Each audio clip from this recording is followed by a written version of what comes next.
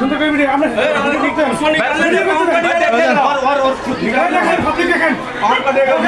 পাকেটে যাবে দাঁড়ান দাঁড়ান দাঁড়ান বাইর করে দাও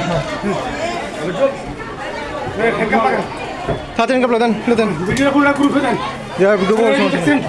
ভাই আমি মার বাচ্চার কসম ভাই আমি বাচ্চা করতে নিয়েছি লইছে না এই এই এই জিনিসটা হলো আমরা তোমারে দিছি না তোমার কাছে পাইছি মেরে বেচার লিগে নিছে মারে তো বাচ্চার কসম বেচার লাগা নিছে না আমরা কোনো বেচার লাগা না এটা এটা তোমার কাছ থেকে পাইছি না তুই নাই স্যার আমরা ভিডিও করা ভিডিও রাতে আন আয় আয় আয় একটা আওয়াজ দেখা নেই একটা আওয়াজ নাই এই গিয়ে একটা বাত করলে শোনা কর পরে হসপিটালে মারা যায়। এই যে এখানে এই যে দুর্ঘটনাটা ঘটেছে আপনারা কি এই থেকে অভিযোগ করছেন নাকি আপনাদের যে গ্লাস ভেঙে দিয়েছে গাড়ি না না আপনি দেখেন আমরা গতকালকেও মোহাম্মদপুর থানায় এবং আদাবর থানা মিলে প্রায় 46 জন কিশোর গ্যাং মাদকের সাথে যুক্ত এই চিন্তার সাথে যুক্ত রান এইগুলো কিন্তু ধরা হয়েছে। আমরা প্রতিদিন এখানে আসি না, প্রতিদিন অভিযান চলে। যখনই অভিযান হয় যাদের পাই আমরা ধরি, আমরা চলে গেলে এরা আবার দেখেন এক একটা সব দেখেন এটা একটা মানে এখানে মনে হয় জিন বাস করে, সেকেন্ডের মধ্যে হারায় যায়। দেখেন একটা ঘরের মধ্যে যে কোন ঘরে কে থাকে এবং প্রত্যেকটা সাথের সাথে প্রত্যেকটা কানেক্টেড। যখনই আমরা অভিযান পরিচালনা করি আমাদের তো আসলে 1000 পুলিশ নিয়ে অভিযান করার সুযোগ নেই। আমার পুরো মোহাম্মদপুর থানায় 15 লাখ পুলিশের মানুষের জন্য মাত্র 150-200 পুলিশ। এটা আমরা দেখেন প্রায় পুরো থানার পুলিশ যা আছে সব নিয়ে চলে আসছে, বাকি থানা কিন্তু অরক্ষিত।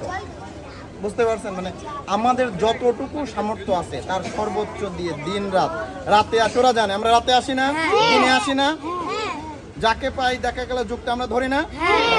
ওরা তো মিথ্যা কথা বলেন, আমাদের মানে জান প্রাণ মানে শেষ করে ফেলতেছে এখানে।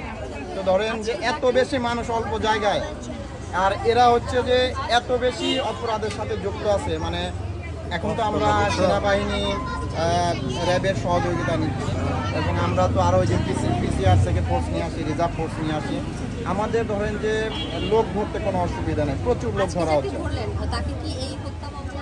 অবশ্যই যাবে, তাকে তো আমরা এই ঘটনাস্থল থেকে চাপাতি সহ ধরা হয়েছে এবং সে ওই যে আপনি যে স্কুলে ছিলেন ওই স্কুলে ওকে ধরে রাখা হয়েছে। ওই যে দেখেন, এই যে দেখেন ভিডিও দেখেন, দেখা যাচ্ছে কিনা, এই যে ভিডিও পকেট থেকে চাপাতি বের হচ্ছে, চাপাতি করা হচ্ছে, হ্যাঁ চাপাতি কমতে বের হচ্ছে একটু দেখেন। এখন আপনাদের সবশেষ অবস্থানটা কি এই জেনেভা ক্যাম্পের অবস্থানে? সর্বশেষ অবস্থা হচ্ছে যে এই যে যারা এই ছোট ছোট গ্রুপের গডফাদার, ধরেন বুনিয়া সোহেল, এই বুনিয়া সোহেলের ভিতরে কতগুলো মামলা ছিল? 37টা মামলা ছিল। 5 মাসের মধ্যে বের হয়ে চলে আসছে সব মামলা জামিন থেকে। এখন আমাদের কাজ হচ্ছে ধরা, আইনের হাতে সোপর্দ করা। মানে জামিনের বিষয়ে এটা তো বিজ্ঞ আদালতের বিষয়ে আমরা কোনো প্রশ্ন তুলতে পারি না, কিন্তু আমরা কিন্তু প্রতিনিয়ত বললাম তো যে এই ক্যাম্পে যারা ন্যূনতম অপরাধের সাথে যুক্ত এমন কেউ নাই যে পুলিশের হাতে কমপক্ষে একবার হলেও গ্রেপ্তার হয়নি। বাকিটা তো বিজ্ঞ আদালতের বিষয়, আইনজীবীদের বিষয়। এটা তো বের হয়ে আসলে যারা বের হয়ে আসে তারা যে ভালো হয় এরকম কোনো রেকর্ড নাই। আবার এটার সাথে যুক্ত, আবার ধরি আবার হয়। যে বুনিয়া সোহেল বয়স খুব বেশি হলে আমাদের মতো না, বয়স্ক কমই হবে হয়তো, 30-এর কম, 37টা মামলার আসামি, কিন্তু সব মামলায় জামিনে আইসে আবার রাজত্ব তৈরি করতেছে, আবার ধরবো আমরা, আবার যাবে। এই যে এইভাবে এই দুর্বিরাল খেলা চলতেছে।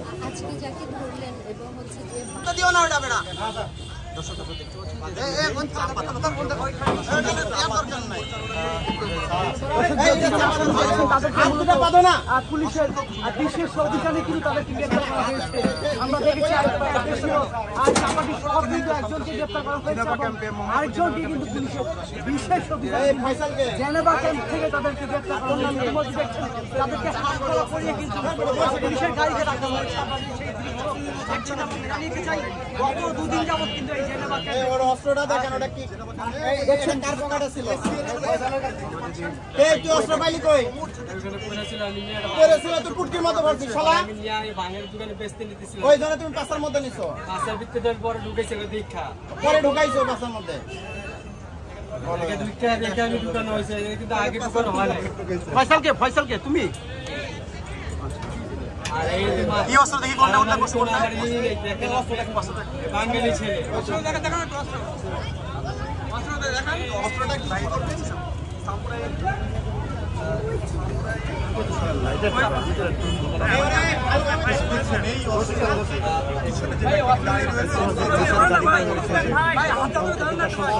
জাগি আসেন না দীর্ঘদিন ধরে